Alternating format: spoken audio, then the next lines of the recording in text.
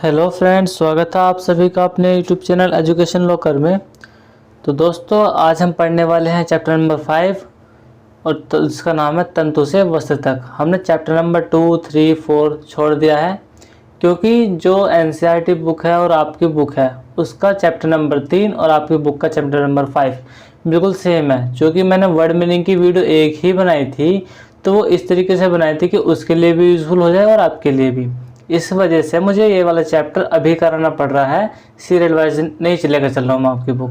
तो दोस्तों, पढ़ना तो मैं बाद में भी है अभी भी है, तो मैं चाह रहा हूँ कि वो वर्ड मीनिंग वाली वीडियो दोनों के लिए कामयाब हो।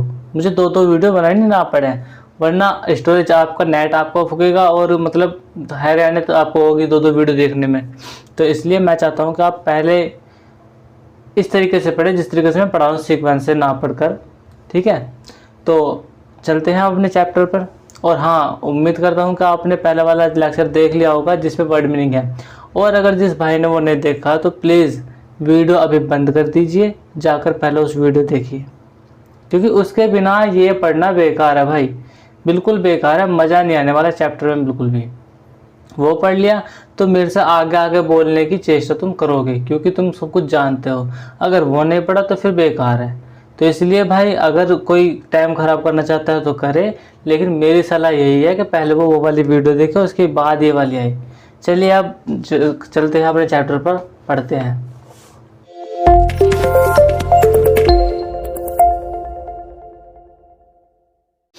चैप्टर नंबर 5, तंतु से वस्त्र तक। चलिए देखिए, दीपावली का त्यौहार आने वाला था। कक्षा में बच्चे आपस में बातचीत कर रहे थे। शिक्षिका ने, टीचर ने कक्षा में प्रवेश किया, कक्षा में एंट्री मारी। बातचीत का कारण पूछने पर पता चला कि त्योहार पर पहनने के लिए नए परिधानों, नए कपड़ों के बारे में चर्चा कर रही हैं। परिधानों के बारे में मैंने बताया था आपको, कपड़े कहते हैं परिधानों को। तो टीचर ने जब उनसे पूछा हाँ भी क्या बातचीत चल रही है, तो उन्हें पता चला कि जो नए त्योहार आ रहे हैं उन पर कपड़े पहनने की बात चल रही है। रीतू ने खुश होकर शिक्षिका को बताया कि वह माँ के साथ बाजार गई थी। उसने अपने लिए कढ़ाईदार रेशमी सलवार कुर्ता व जॉर्जेट का दुपट्टा, भाई के लिए कुर्ता पजामा खरीदा है। शिक्षिका ने रीतू से पूछा, क्या आपकी माँ ने घर के लिए भी कोई सामान खरीदा? रीतू ने बताया, हाँ, माँ ने चादर, पर्दे, पावदान, कालीन तथा दिए की बाती बनाने के लिए रुई खरीदी। ये सब चीज़ें खरीदी टोटल। मतलब वो लड़की होकर आ चुकी दुकान पर से। अब वो अपने उसको दिनचर्या बता रही है कैसा कैसा हुआ। शिक्षिका ने बच्चों से पुनः पूछा। पुनः पूछने का मतलब है दोबारा पूछा।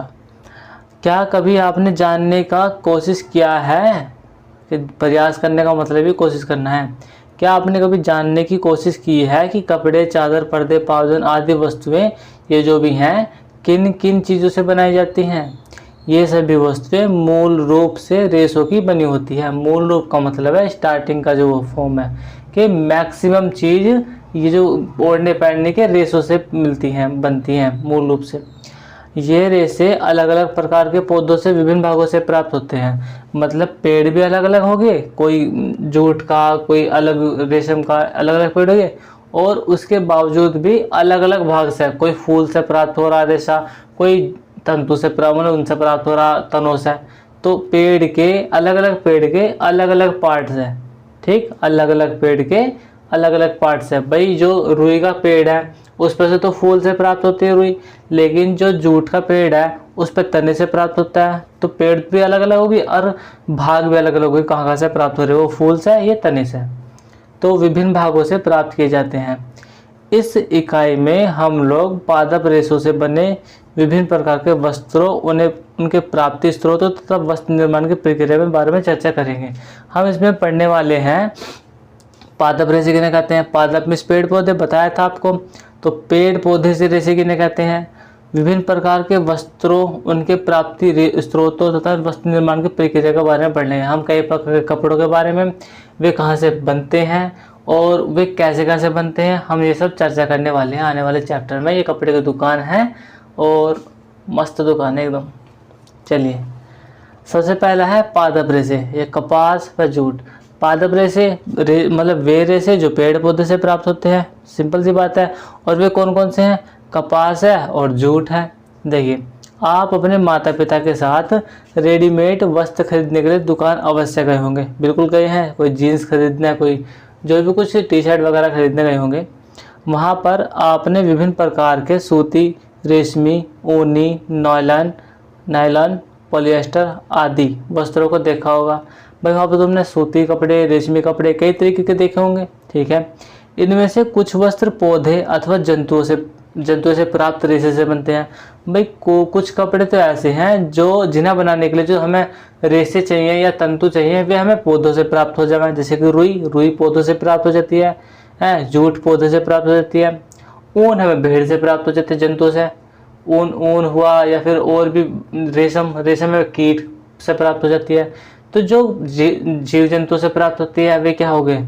जानवर तंतु, मतलब जंतु से प्राप्त होने वाले रेशे, और जो उनसे प्राप्त होते हैं पेड़ पौधे से उन्हें पादप रेशे, ठीक है, ये बने होते हैं। और कुछ मनुष्य द्वारा निर्मित कृत्रिम रेशों से बने होते हैं। कुछ हमने ना तो पेड़ पौधों से लिया, ना ही भेड़ बकरियों से लिया, हमने कुछ अपने बनाए।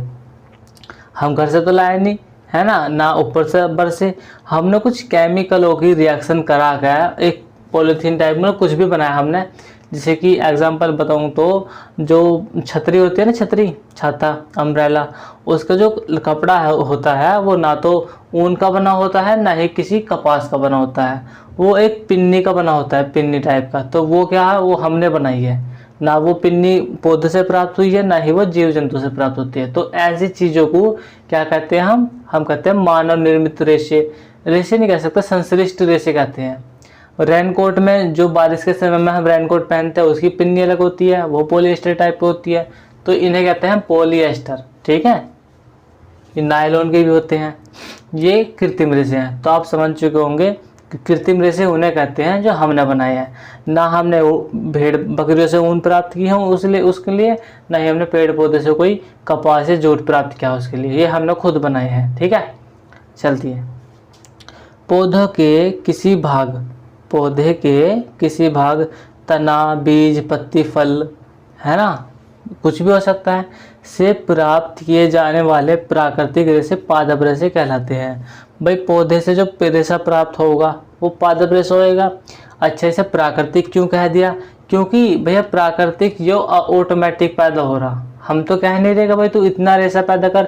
अगर ये हमारे हाथ में होता तो हम तो कह देते, ओए पेड़ तू ना 2 किलो रेशा पैदा करेगा, ओए पेड़ तू 5 किलो रेशा पैदा करेगा, ओए पेड़ तू ना 10 किलो रेशा पैदा करेगा। हमारे हाथ में तो है नहीं, तो जो हमारे हाथ में नहीं है वो क्या है? प्राकृतिक है। तो पेड़ पौधे कैसे हो गए? प्राकृतिक हो गए। ऐसे जंतु हो गए, भेड़ से हम थोड़ी ना कह सकते ओए नहीं तू रेड कलर की ऊन पैदा करेगा। भाई रेड कलर की उस पे पास ना होती है पैदा, हमारे हाथ में थोड़ी ना है कि हम जो चाहेंगे वो पैदा कराएंगे।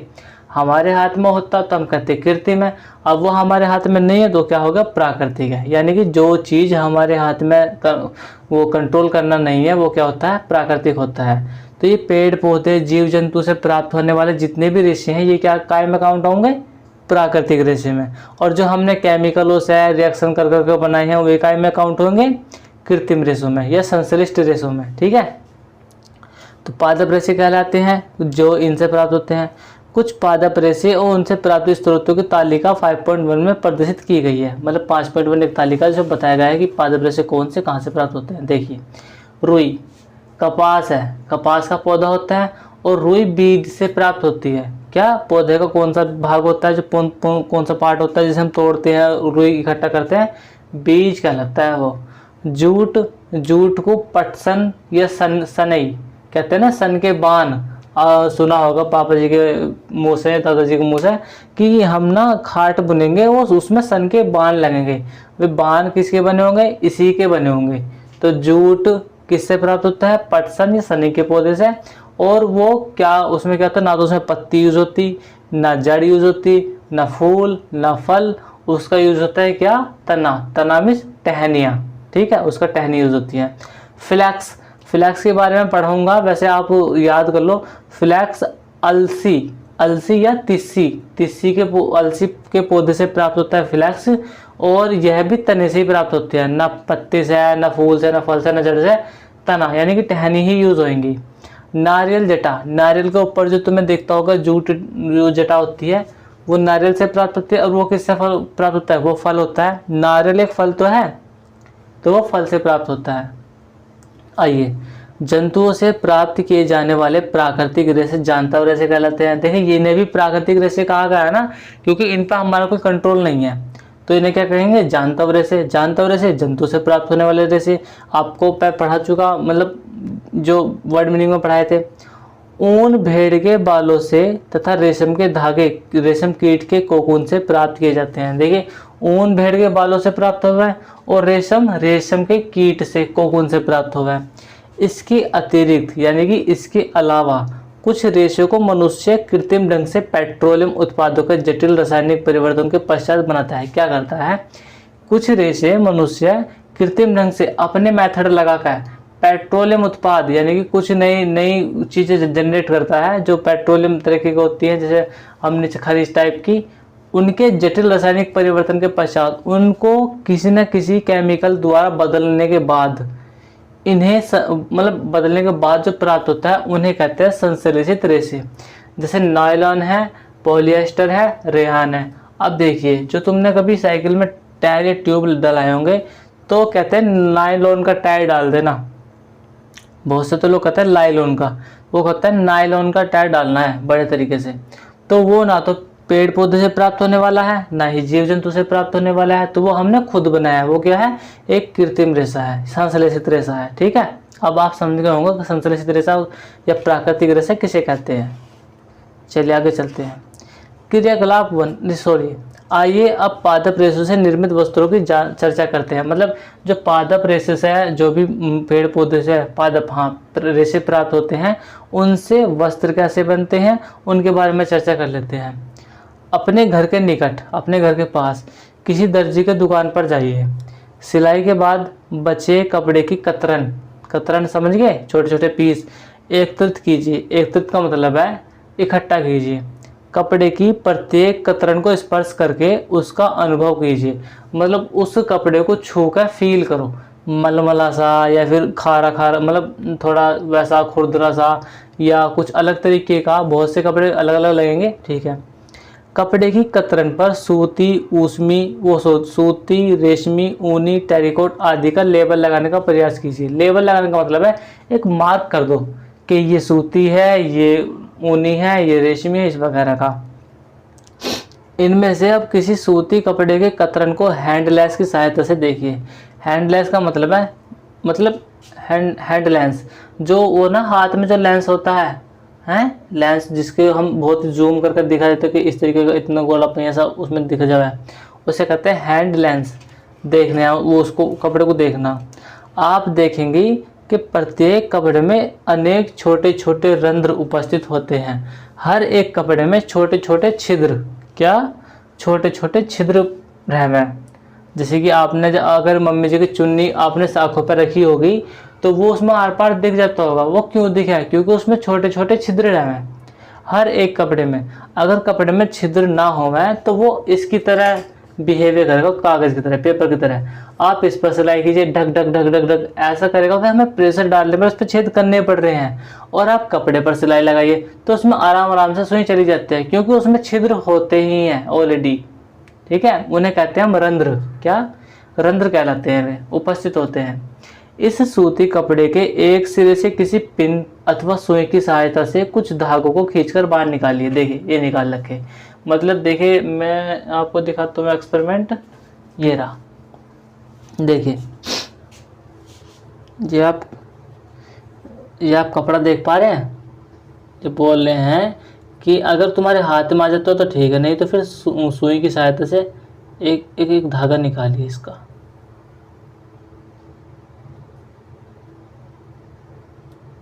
बस भाई यार, वो तो ना निकल गया धागा। ये धागा निकालने के लिए बोल रहे हैं। अरे यार लाइट चली गई, रुको दोस्तों, लाइट चली गई थी, थोड़ा एडजस्ट करना। तो ये धागे निकालने के लिए कहा उन्होंने। आप देखेंगे कि प्रत्येक आगे धागे निकालिए, बाहर निकालिए। आप देखेंगे कि यह वस्त्र कई धागों के एक दूसरे से मिलजुल कर बुने जाने से बना है। भाई वो जो कपड़ा था वो इन धागों से कई सालों से मिलकर बना था। कुछ धागे इस तरीके से आ रहे थे, लंबे आ रहे थे, कुछ धागे इनके नीचे को निकल निकल कर ऊपर को निकल इस तरीके से आ रहे थे ना, तभी तो कपड़ा बना पूरा इस तरीके से बने। ठीक है, दूसरे शब्दों में अगर कहूँ तो प्रत्येक वस्त्र यानी कि हर एक कपड़ा अनेकों अनेक, लाइट आ चुकी है बात दोस्तों, हर एक कपड़ा अनेकों अनेक धागों के संयोजन से बनता है। संयोजन का मतलब क्या, उन अनेकों अनेक का मतलब क्या, खूब सारे धागे, और संयोजन का मतलब है उनका आपस में मिलना जुलना, इस तरीके से मिलना जुलना कि एक कपड़ा मेंटेन हो जाए। ऐसे नहीं कि सारे धागे ये रख दिए इनके ऊपर इस तरीके धर दिए, तब वे तो अलग कट जाएंगे। उनके अंदर को एक इस तरीके से मेंटेन करना ताकि एक कपड़ा बने। ठीक है, तो धागों के संयोजन से बनता है। अब प्रश्न यह उठता है कि धागे किससे बनते हैं। भाई ठीक है, हमने पढ़ लिया कपड़े धागों से मिलकर बनते हैं, ठीक है, लेकिन वे धागे भी तो किसी से मिलकर बने होंगे, या जो जूट है उसमें से डायरेक्ट धागा निकल रहा होगा, या रुई से सीधे धागा निकल रहा होगा, ऐसे थोड़ी ना होगा। वे धागे भी तो किसी से मिलकर बने होंगे। अब हम पढ़ेंगे कि धागे किससे मिलकर बनते हैं। ठीक है, अगर सूती वस्त्र से निकाले गए एक धागे को मेज पर रख दिया, ये रहा, ठीक, धागे के एक सिरे को अंगूठे के बाएं से दबाइए। देखिए अब ये तुम्हारा प्रैक्टिकल है करना, एक उसको इस तरीके से दबाना, मतलब धागा है पेंसिल का, इस तरीके से दबाना है। सूती वस्त्र निकल गए धागे को मेज पर रखिए, धागे के एक टुकड़े को बाएं अंगूठे से दबाइए, धागे के टुकड़े के दूसरे सिरे को इसकी लंबाई के अनुदिश इधर साइड ही अनुदिश अंगूठे से नखून से खरोंची, इस तरीके से नू खींचना है इस तरीके से। ठीक है, खरोंच से क्या हो जाएगा, उसके जो धागा है ना वो एक प्रकार से वो बट जाएगा कई सारे धागों तंतुओं में। देखिए आप देखते हैं कि धागा पतली पतली कई लड़ियों में विखंडित हो गया है। विखंडित होने का मतलब है टूटना, पतली पतली कई सारी लड़ियों में टूट गया है धागा। ठीक है, यह पतली लड़ियां तंतु या रेशे कहलाती हैं। तो अब समझ चुके होंगे कि मैं तंतु क्या कह रहे वाला हूँ, कि एक धागा लो, उसको तोड़ो, मतलब तोड़ना नहीं है, धागे को खोल लो बिल्कुल बहुत बुरी तरीके से, उसके हर एक छोटे छोटे छोटे छोटे बहुत छोटे छोटे उसमें मिलकर बने होंगे धागा। वो जो छोटे छोटे तंतु हैं, रेशे हैं, उन्हें कहते हैं हम तंतु, उन्हें कहते हैं हम रेशे। तो अब आपके माइंड में क्या होगा वो ना सर, तो इसका मतलब कपड़े तो धागे से मिलकर बने होते हैं और धागे तंतु या रेशों से मिलकर बनते हैं। एग्जैक्टली, बिल्कुल सही पहुंचे तुम।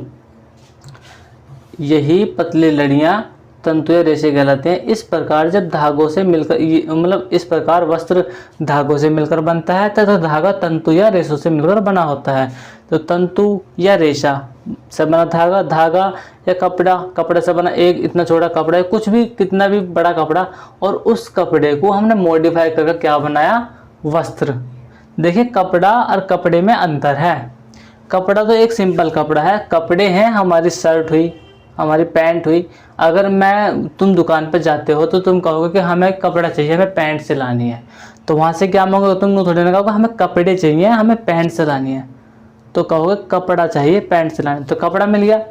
अब दर्जी की दुकान पर जाओगे तो हमारे क्या कहोगे, हमारे पास कपड़ा है, हमें कपड़े सिलवाने हैं। ठीक है, चलिए आगे चलते हैं। 5.2 रेशेदार पौधे के उत्पादन के लिए भूमि का प्रकार, मतलब इनको जहाँ पे ये उगेंगे वहाँ पे भूमि कैसी होनी चाहिए, ज़मीन कैसी होनी चाहिए। कपास के लिए कपास रुई, यानी कि रुई कहाँ से होती है, कपास से। कपास एक पादप रेशा है, यानी कि पेड़ पौधे से प्राप्त होने वाली चीज़ है, जिसे कपास पौधे के बीज से प्राप्त किया जाता है। देखिए मैंने बताया था ना कि पौधे के अलग अलग भागों से प्राप्त किया जाता है, कोई तने से प्राप्त हो रहा है तो कोई बीज से प्राप्त हुआ। ये कपास कहाँ से प्राप्त होता है, बीज से, उन्हें कहते हैं बिनोलो। क्या, बिनोलो। क्वेश्चन ऐसे बनता है कि कपास पौधे के किस भाग से प्राप्त होती है, तुम चहक के बोलोगे सर बीज से। क्या सर, बीज से, बिल्कुल। इसके उत्पादन में भारत का विश्व में प्रमुख स्थान है। मतलब जो कपास उगाते हैं, जो पूरा इंडिया जो कपास उगाता है, वो पूरी दुनिया में जो कपास उगता है, हम जो कपास अपने यहाँ पैदा करते हैं और पूरी दुनिया में जितने भी देश अपने जो कपास पैदा करते हैं, तो उनमें हमारा देश लगभग टॉप पर आता है। मतलब सबसे ज़्यादा या बस थोड़ी सी कम, सबसे या तो पहले नंबर पे या दूसरे या तीसरे नंबर पे, इस स्टार्टिंग के 2-3 नंबर पे ही हमारा देश काउंट होता है कि भाई भारत में बहुत तगड़ा कपास उगता है। अच्छा, भारत में भी किस राज्य में उगता है? तो देखिए जो मेरे भाई महाराष्ट्र का है वो जान लीजिए, आपके यहाँ पर कपास बहुत ज़्यादा मात्रा में उगता है। तो पहले नंबर पर कौन? महाराष्ट्र। दूसरे नंबर पर कौन? गुजरात। तीसरे नंबर पर तमिलनाडु। आपको याद करने हैं महाराष्ट्र और गुजरात, ठीक है, ये 2 राज्य, मात्र कितने? 2 राज्य याद करने अभी के लिए। आपको मैप पढ़ाने वाला हूँ, आपका चैप्टर खत्म होते ही और इसका टेस्ट लेने के बाद मैं आपको मैप की क्लास दूंगा, ठीक है, मैं पढ़ूंगा। तो भारत में महाराष्ट्र, गुजरात, तमिलनाडु, मध्य प्रदेश, आंध्र प्रदेश, राजस्थान और पंजाब राज्य में कपास की खेती प्रमुखता से होती है। प्रमुख जहाँ भी वर्ड आ जाए तो उसका मतलब है वहाँ की मेन चीज़ है ये। तो इन राज्यों की मेन खेती कौन सी है? कपास, ठीक है। कपास खेती के लिए काली मिट्टी तथा उष्ण जलवायु, काली मिट्टी, ये जो है काली मिट्टी मेन है, और उष्ण जलवायु, उष्ण का मतलब है मैंने बताया था गर्मी, और जलवायु का मतलब है वहाँ का मौसम, तो यानी कि गर्मी वाला मौसम चाहिए इसको, काली मिट्टी चाहिए और गर्मी वाला मौसम। तो इसका मतलब है सर ये तो शिमला में तो होने की नहीं, तो क्यों? शिमला में तो सर ठंड है, एग्जैक्टली वहाँ बिल्कुल नहीं हो सकती। तो सर जम्मू कश्मीर में भी नहीं होने की, क्यों? वहाँ पे भी ठंड है, हाँ बिल्कुल सर ये वहाँ पे हो जाएगी जहाँ पे बारिश परमानेंट पड़ती रहती है, वहाँ पर भी नहीं होने की। तो उसके लिए क्या चाहिए? काली मिट्टी और जलवायु, उष्ण जलवायु, गर्म जलवायु चाहिए, वहाँ पे काली मिट्टी चाहिए, ठीक है। उपयुक्त रहता है मतलब इसे उगाने के लिए। काली मिट्टी में नमी को अपने अंदर बनाए रखने की क्षमता होती है, इसलिए सामान्य वर्षा ही कपास की खेती के लिए लाभकारी होती है। सामान्य का मतलब नॉर्मल वर्षा हो जाओ बहुत है, क्योंकि कपास मिट्टी में एक खासियत बात होती है। कपास मिट्टी में खास बात क्या होती है? एक बार अगर उसे पानी दे दिया तो वो काफ़ी दिनों तक अंदर ठंडी रहती है। क्या होती है? ठंडी रहती है, नमी बनाए रखती है, उसमें एक खास बात होती है कपास मिट्टी में। तो उस पर एक बार बारिश करो फिर तो ठंडी रहने काफ़ी दिनों तक। आगे चलते हैं। कपास के बीज बसंत ऋतु से पूर्व खेतों में बोए जाते हैं। बसंत का महीना तुम जानते होगे, बसंत पंचमी, पतझड़, हमने होली रखी, तो उस महीने से स्टार्टिंग में इसके बीज बोए जाएंगे और लगभग 2 महीने बाद कपास की झाड़ी तैयार हो जाती है। 2 महीने बाद कपास की खेती तैयार हो जा, ठीक है, तथा फूलों से भर जाती है, ठीक। हफ्ते भर में फूल के दलपुंज गिर जाते हैं और नींबू के आकार के हरे फल दिखाई देने लगते हैं। क्या? हफ्ते भर में क्या होगा? फूल के दलपुंज गिर जाएंगे। दलपुंज एक इस तरीके का होगा शायद, ये जो है जो भी है, और हरे रंग का फल दिखाई देने लगता है। फल का मतलब है एक गोला टाइप का, नींबू के जितना, इतना मोटा है ना। फल के अंदर कपास के 3-4 बीज बिनोले स्थित होते हैं। इस तरीके के बीज बिनोले हैं, ये अंदर उपस्थित रहना है, ठीक है। प्रत्येक बिनोले की सतह से अनेक सफ़ेद रंग के रेशे निकलते हैं, ठीक है। पूर्ण परिपक्व फल फटने पर अधिकाधिक कपास से ढके बिनोले दिखाई देने लगते हैं। जब पूरा पक जाता है, देखिए अभी तक तो ये पत्ती बंद थी, ठीक है, और जैसे ही पूरा पका अब खुल गया, तो जब पूर्ण परिपक्व फल फटने पर फट गया, अधिकाधिक कपास तंतुओं से ढके बिनोले दिखाई देने लगते हैं। इन्हें कपास गोलक कहते हैं। क्या कहते हैं इन्हें? कपास गोलक। क्या आपने कभी कपास गोलकों से ढके कपास के खेत को देखा है? ये बर्फ से ढके खेतों जैसे दिखाई देते हैं, मतलब जैसे इन पर बर्फ जम गई हो खेत पे, क्योंकि सारी चीज़ बर्फ जमेगी, बर्फ वाइट होती है, इस तरीके का लगता है नज़ारा। साधारणतः इन कपास गोलकों से कपास को हस्त चयन द्वारा प्राप्त किया जाता है। हस्त चयन आप जानते हैं कि सर हाथ द्वारा चुनना, नॉर्मली ऐसा होता है। इस प्रकार कपास के गोलकों से कपास के बीज बिनोलों को पृथक करने की प्रक्रिया को क्या कहते हैं? कपास ओटना। इम्पोर्टेंट है, कपास ओटना किसे कहते हैं? कपास ओटना किसे कहते हैं? कपास के जो गोलक हैं सर, उनसे उनको बीज को पृथक करना, उनके बीज को अलग करना, यो प्रक्रिया क्या कहलावा है? कपास ओटना कहलावा है। पारंपरिक ढंग से कपास हाथों से ओटी जाती थी। पारंपरिक का मतलब है परंपरा, हमारे पापा दादा के ज़माने की परंपरा, यानी कि परंपरा का मतलब जहाँ भी आपको वर्ड सुनने को मिल जाए, इसका मतलब है कि कई सालों से ऐसा चलता आ रहा है, कई पीढ़ी से ऐसा चलता आ रहा है। तो इसका मतलब क्या? पारंपरिक ढंग, पारंपरिक तरीका, यानी कि हमारे पापा दादा के दादा भी इसी तरीके से कपास ओटा करते थे, जो जैसे कि अब हाथों से ओटी जा रही है। आजकल कपास ओटने के लिए मशीन का प्रयोग भी किया जाता है। आजकल क्या हुआ? मशीन लगा ले हुए हैं कपास ओटने के लिए। रुई का उपयोग सूती कपड़े, चादर, पर्दे बनाने में किया जाता है। रुई का उपयोग किस चीज़ में हुआ है? इन तीनों में हुआ है। गद्दा, तकिया, रजाई में रुई भरा जाता है। कपास से विभिन्न प्रकार के कागज बनाए जाते हैं। तो कपास का कितना सारा यूज है, कागज बनते हैं, कपड़े बनते हैं, गद्दों में रजाई रुई भरी जाती है। कुछ और भी जाने। कपास के जो बीज होते हैं बिनोला से तेल भी निकाला जाता है। क्या? कपास के जो बीज होते हैं उनसे तेल भी निकाला जाता है। जैसे कि बीज हैं उनको छेदा, बहुत भींचा, उनसे तेल निकला। जैसे सपोज करो जैसे चाय पत्ती है, चाय पत्ती हम चाय छान ली, उसके बाद जो चाय पत्ती के अंदर जो तेल चाय बची हुई है उसको भींच लो तो और चाय निकल गई। इस तरीके से ही इसके जो बीज हैं उनसे भी भींच कर तेल निकाला जाता है। तेल निकालने के बाद बचे अपशिष्टों को, अरे यार, तेल निकालने के बाद बचे अपशिष्टों को, जो मतलब तेल निकालने के बाद जो बचे कुछ वे बचे मतलब खाली बेकार चीज़ जो बची, पशुओं को चारे के रूप में दिया जाता है। पशुओं को खाने के रूप में दिया जाएगा और वो बहुत ही अच्छा रहेगा उनके लिए। क्या रहा है? बहुत ही ज़्यादा अच्छा पौष्टिक रहेगा है। तो उससे उनका दूध बढ़ा है पशुओं के लिए। मम्मी पापा से पूछना मम्मी बिलोने क्या होते हैं, तो बताते हैं कि ये इन्हें फुले का गाय भैंस को दिए जाए। तो तुम बताना कि ये कपास के वे बीज से प्राप्त हुआ है, उनसे फिर रुई भी प्राप्त हुआ है। ठीक है ना? करना जरूर आज ये काम। तो मम्मी से पूछना, मम्मी बिलोनी क्या हुआ, उनसे क्या फायदा हुआ है, लोग भैंस की क्यों देवा इन्हें, हम क्यों ना खाते।